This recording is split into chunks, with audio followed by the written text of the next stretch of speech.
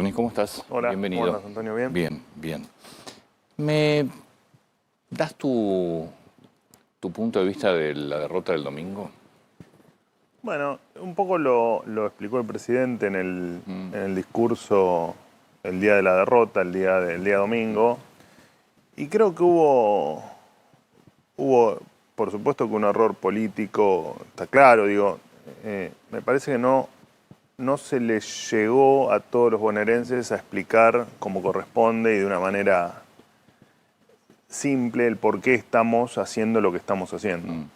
Y por qué claramente nosotros cuando hablamos de reactivación económica, por ejemplo, nosotros tenemos en claro que hay sectores que les está yendo muy bien y otros sectores que les está costando arrancar. Y dentro de esos sectores que les está costando arrancar, por supuesto que hay miles y miles y miles de bonaerenses.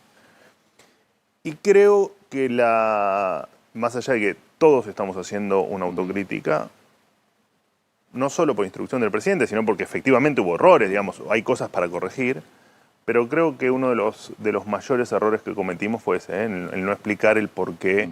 El error de comunicación. Explicarlo explicamos. El tema es, bueno, ver por qué no le llegamos a un sector de la sociedad en el por qué estamos haciendo lo que hacemos. Muchas cuestiones son de largo plazo, por supuesto, de mediano plazo, y entendemos también que hay gente que en esta disconformidad que tienen no le llegamos. Y vamos a hacer, más allá de que hay otra explicación, por supuesto, que el kirchnerismo, el peronismo, el tradicional aparato de la provincia de Buenos Aires jugó al 101%. Y nosotros no somos de la vieja política, nosotros somos de la nueva política.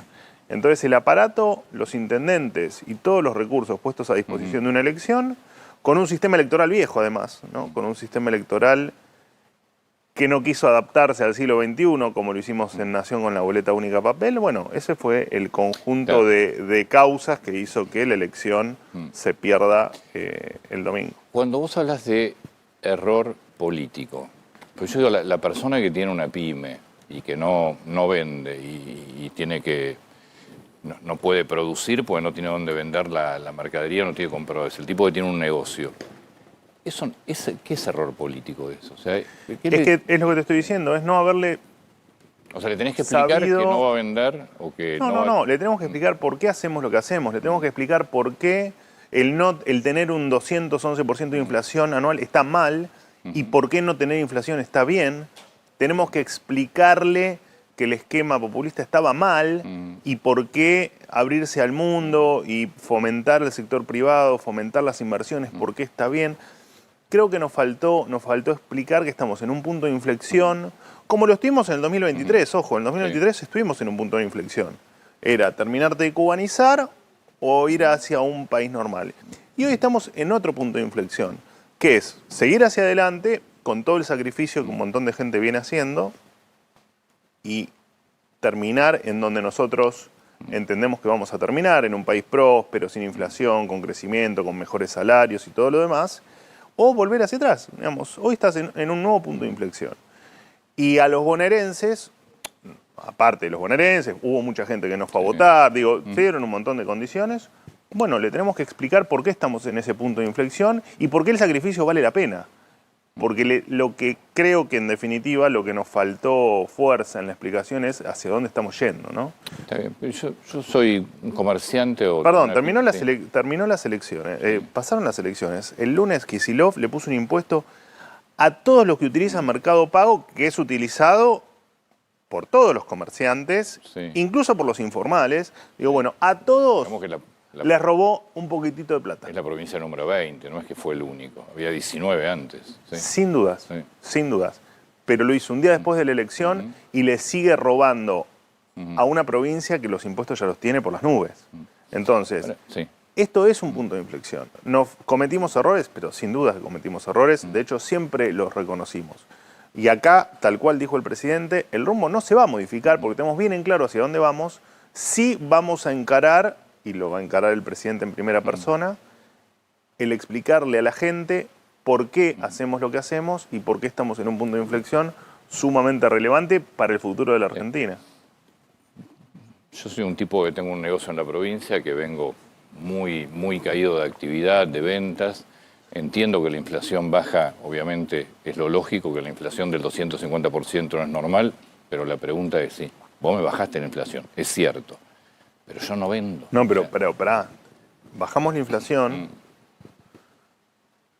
Eso llevó a haber bajado la pobreza en más de 20 puntos. No es un tema menor.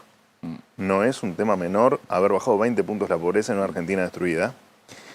Y acá lo que hay que entender es que el único camino que tiene ese comerciante para vender más es que a la Argentina le vaya mejor. Y a la Argentina no le iba mejor.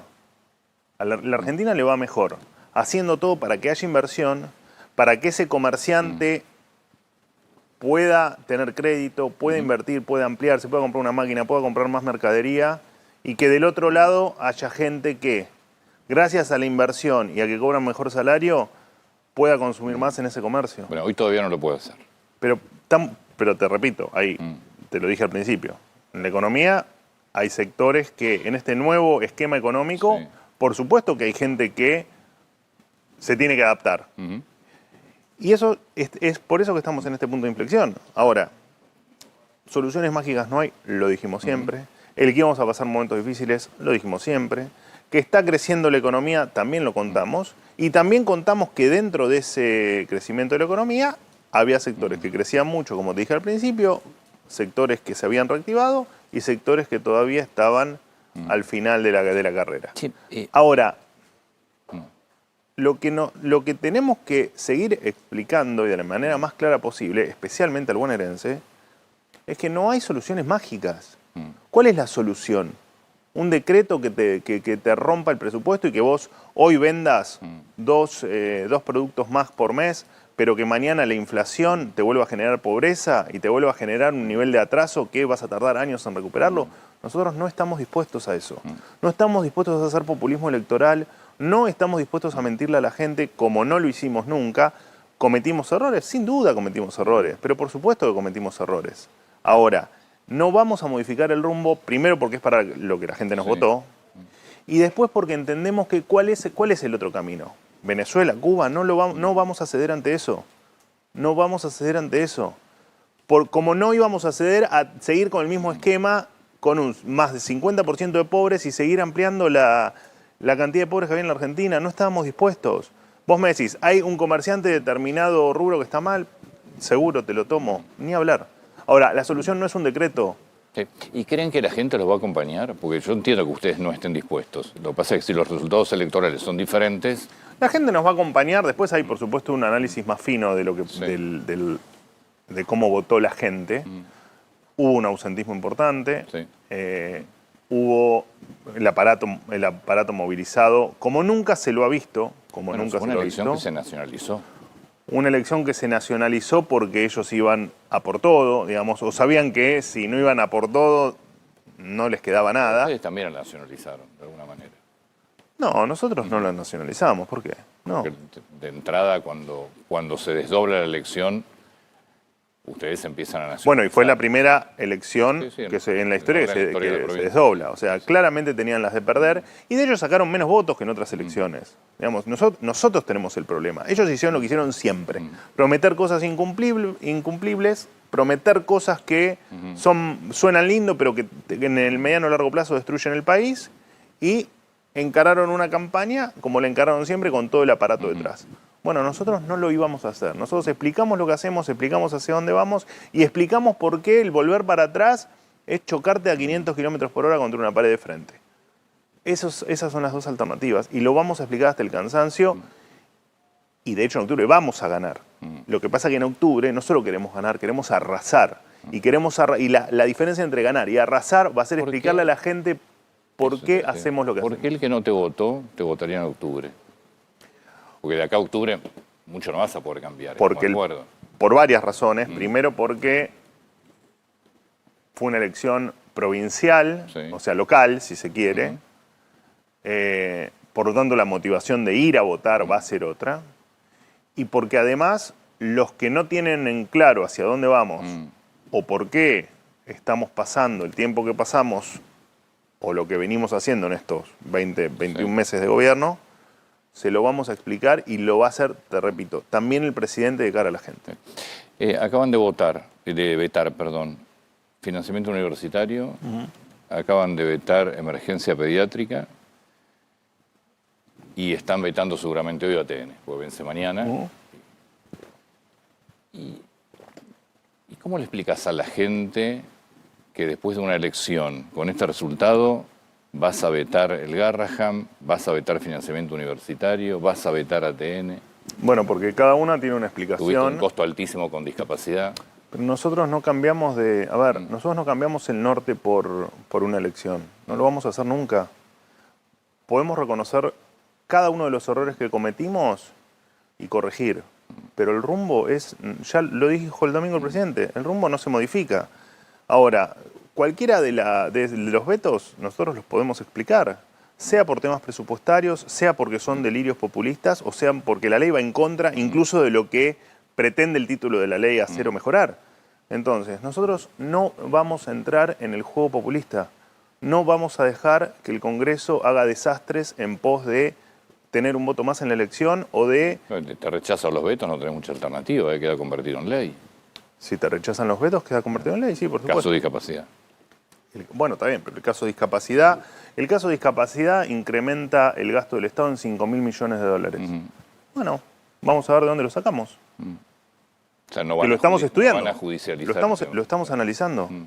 Nosotros no nos vamos a correr del equilibrio fiscal, porque de hecho una ley que no estima el recurso, o en tal caso no explica de dónde sale la partida o el recurso, de 5.000 millones de dólares anuales, es inviable, es absolutamente inviable. Así que estamos analizando a ver cuáles son los pasos a seguir. ¿Cómo van a hacer para negociar? El Garrahan, cuando nosotros tomamos el Garrahan, era un desastre. No había planificación en compras, había deudas millonarias con obras sociales, tenías cargos militantes por donde se te ocurra.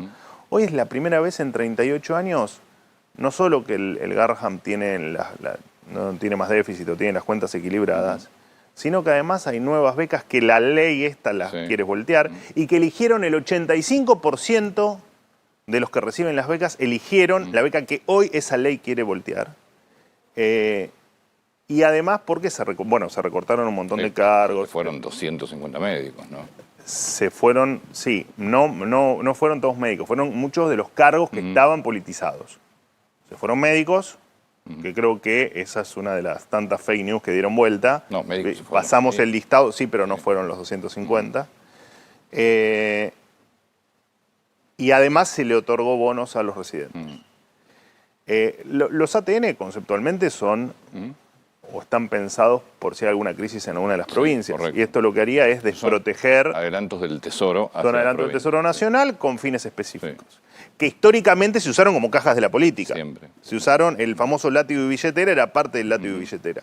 Nosotros no solo que no lo utilizamos para eso, sino que efectivamente le damos el uso que corresponde, que es, que de hecho lo hemos utilizado, ¿no? Para inundaciones, para incendios.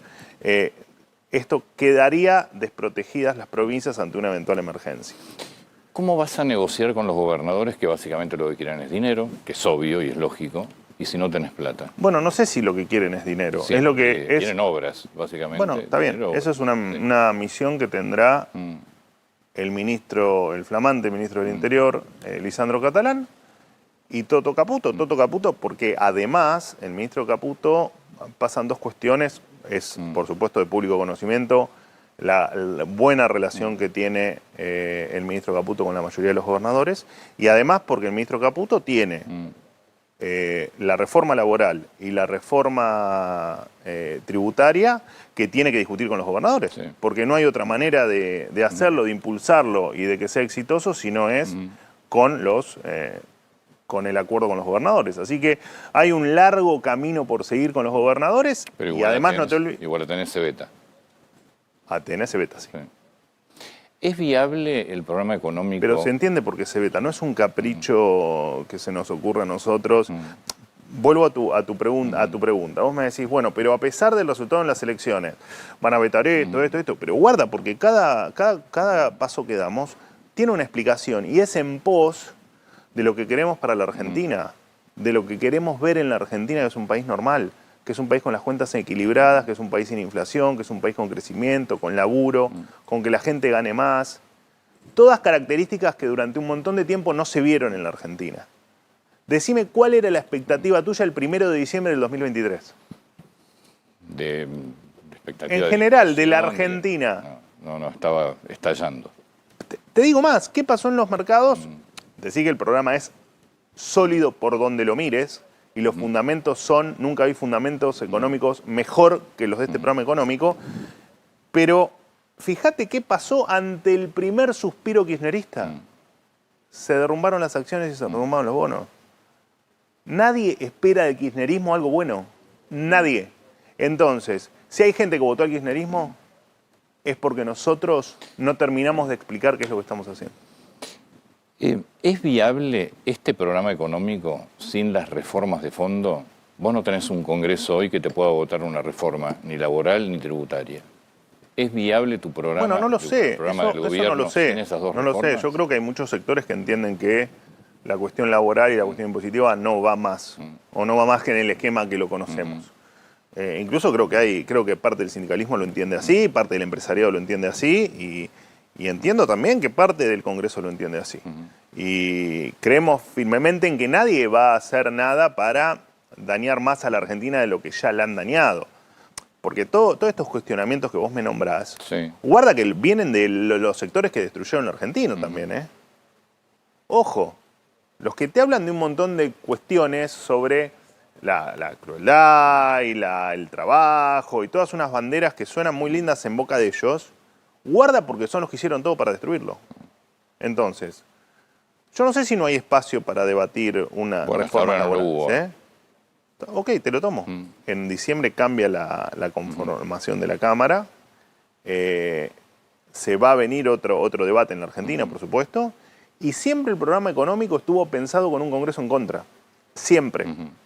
Y siempre dijimos que era por etapas y siempre dijimos que cada cosa era a su tiempo por el músculo político legislativo, sin duda. Y va a llegar ese momento. Aparte, vamos, Antonio, hay cosas que no pueden seguir así.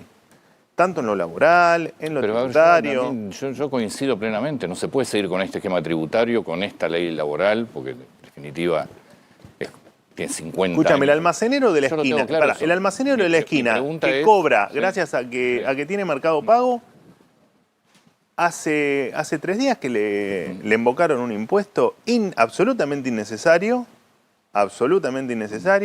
le sale más caro todo, te sale más caro a vos. Digo, bueno, esas cosas hay que empezar a explicar a la gente. A ver, yo no tengo duda. Había una, que hay había que una, modificar había una nota. ley previsional, ley laboral, ley impositiva. Mi pregunta es cómo, porque si no hay un Congreso adecuado. Te repito, en diciembre cambia la conformación. Lo que no se puede hacer, por supuesto, entendemos la dificultad. De hecho, la hemos tenido estos 2 años, por momentos más notoria, Sí. como ahora, por momentos menos notoria, como el año pasado. Pero nosotros fue el presidente le llama el job description, ¿no? Fue por lo que la gente lo votó. Y dentro de las cuestiones por las que la gente lo votó, es para que se modifiquen las leyes laborales y para que cambie la estructura impositiva en Argentina. Ahora vos me decís, bueno, pero después que Kicillof te sube los impuestos, bueno, claramente, pero eso es un debate que hay que tener, no solo nosotros con los gobernadores, sino la sociedad de cara a su gobernador. Es autónoma en eso. Los municipios Exactamente. inventan tasas insólitas. Por eso. Pero bueno, son los municipios. No, contra eso no puede decir desde la nación. ¿No? Y para eso está la gente y para eso está lo que vota la gente. Bueno, aparentemente avalaron todo. Espera, repito, con todo un aparato en contra, con un montón de gente que no fue a votar Una elección provincial. y con errores propios que vamos a corregir. En una elección provincial, además. Sí, sí, está bien. Las tasas son municipales, es una elección Correcto. provincial. Avalaron los Correcto. intendentes que subieron las tasas. Pero sin duda. Pero, perdóname, nosotros íbamos en contra de las tasas municipales para colaborar desde lo que podíamos hacer, que era que no lo incluyan en los tickets de nafta, Sí, sí. y lo judicializaron. ¿Crees que el escándalo de las escuchas pegó en las elecciones? Bueno, no, yo te doy mi opinión, porque no lo sé, es imposible saberlo, pero no, creo que no pegó. De ninguna manera. ¿Por qué nadie habla puntualmente de las escuchas en el gobierno? ¿Por qué no salieron a explicar de qué se trata, qué hay, qué creen ustedes, más allá de Bueno, lo hizo el presidente Milei, no, más y bueno, allá del pero- presidente Milei en una caravana diciendo que es todo mentira. Más allá de eso, digo, ¿por qué no habló un ministro de Salud, Mario Lugones, sobre el fentanilo, sobre el Andís? ¿Por qué no hablan? Mira, yo creo que sí hablamos o sí comunicamos. Yo creo que no. Lo de los audios me parece que el presidente fue bastante contundente. De hecho, los audios, el contenido claramente falso. Digo, a mí, en el audio que me nombra a mí, que me insulta, y que hace referencia a una llamada, no por temas de corrupción, sino una llamada que supuestamente tuvimos. A mí el que más me preocupa es el de, No, de la comisión. está bien. Sí. Pero como te lo pongo como referencia, esa charla con él, en mi caso, nunca existió. El contenido de los audios es falso, es completamente falso.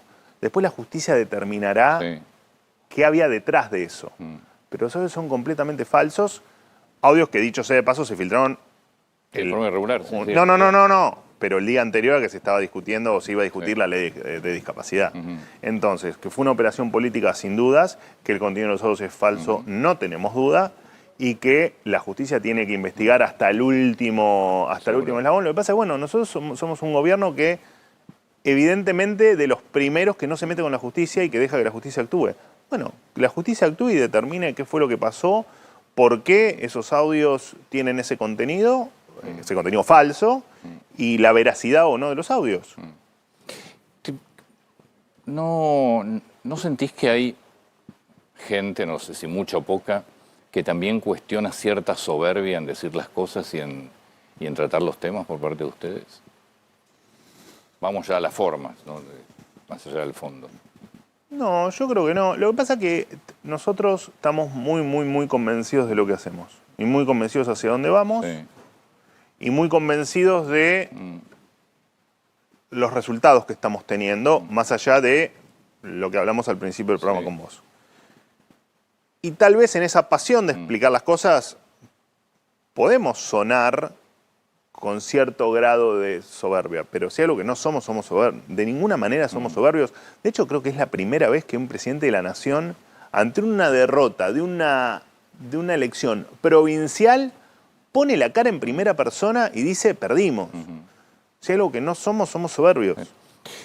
Y te digo más, creo que la gente lo que menos necesita es que los funcionarios sean soberbios, Claramente. como lo han sido durante mucho tiempo. También es durante cierto, muchísimo tiempo. Por eso sería bueno no repetirlo. Es que no somos soberbios. Sé que vas a decir que no forma parte del gobierno, pero hay algunos tuiteros o gente de red, el Gordodán es uno de ellos, que la verdad es brutal las cosas que hace, las cosas que dice, y que yo no creo que, para mí no le hace ningún favor al gobierno.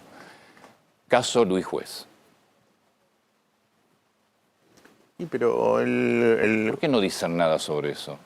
Porque en definitiva Pero- no es funcionario, pero es un tipo avalado por el sector del gobierno. En realidad no es que no decimos nada. A ver, de hecho, ayer la doctora Burrich tuvo una nota en otro canal, le preguntaron y habló, digamos. No hablamos proactivamente porque no es una persona que esté dentro de la estructura del gobierno.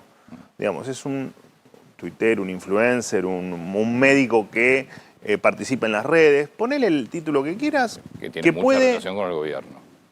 que Con un por sector del supuesto gobierno. fue uno de los, Sí. te diría que uno de los primeros que ha apoyado las ideas de Milei, porque de hecho yo lo conozco hace muchísimo tiempo, sí. primero de las redes, después, bueno, pues, obviamente personalmente, y creo que él está en su libertad de decir lo que quiera, como quiera, y nosotros no podemos interferir en eso. No podemos hacer nada, porque no pertenece a la estructura del gobierno, no es parte del gobierno. Entonces, ¿para qué Karina Milei y Guillermo Franco se disculpan con Luis Es que Juez? no se disculparon con Luis Juez, se solidarizaron con Luis Juez. Bueno, No, es que no es lo mismo. No es lo mismo. Se solidarizaron con Luis Juez, pero no le pidieron disculpas porque no fuimos nosotros. A ver, no tenemos nada que ver con esas declaraciones. Y el Gordo Dan mañana podrá decir alguna otra cosa y también va a ser a cuenta de él.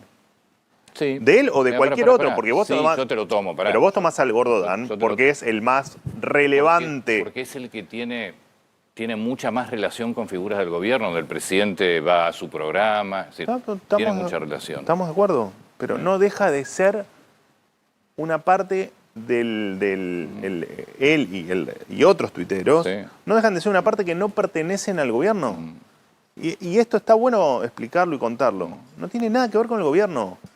Y podemos no estar de acuerdo con lo que diga, pero es un tema de él. Esperemos que no estén de acuerdo. Pero es un tema de él. De hecho, Karina se solidarizó con Luis Juez.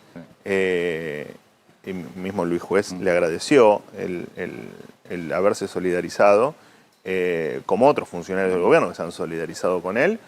Pero nosotros no podemos manejar la vida de las personas. Podemos no estar de acuerdo con lo que hacen. Sí, hay que decirlo. Te lo estoy diciendo. Todo está bien. Y lo hemos dicho, lo ha dicho ayer Patricia, y cada vez que nos preguntan lo decimos. Y como también te digo que es de los primeros que defendió las ideas de Milei, es un gran defensor de la causa, y tiene en su libertad. Y si mañana él se hace, no sé, kirchnerista, bueno, qué sé yo, es su decisión. Y no vamos a interferir, porque no podemos hacerlo, porque no tiene nada que ver con el gobierno. ¿Me explicás la mesa que se armó, la mesa nacional? Sí. ¿Qué función va a tener? Bueno, va a tener, si se quiere, dos aristas. Una estrictamente política, de analizar lo que pasa en el Congreso, de analizar leyes que se puedan o no enviar, si hay plafón para hacerlo o no.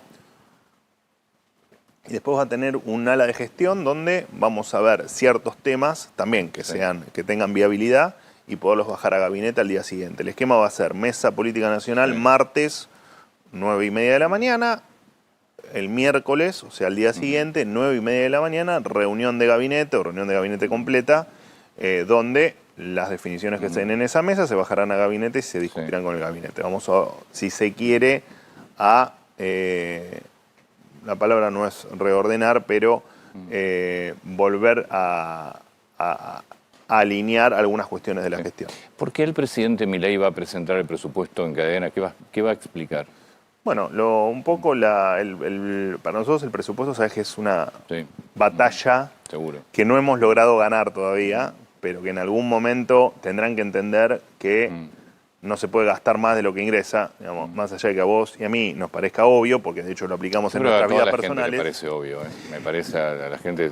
Bueno, hay algo que pasa que el Congreso no lo ve tan obvio. Porque no trabajan, no pagan sueldos. Bueno, de hecho en el último... Yo creo que la gente productiva, no importa el color político, saben que no se puede gastar. Hay que entender que un presupuesto desequilibrado hace que terminemos con inflación y con pobreza. Es así de sencillo. Es tan sencillo como que 1 más 1 es 2.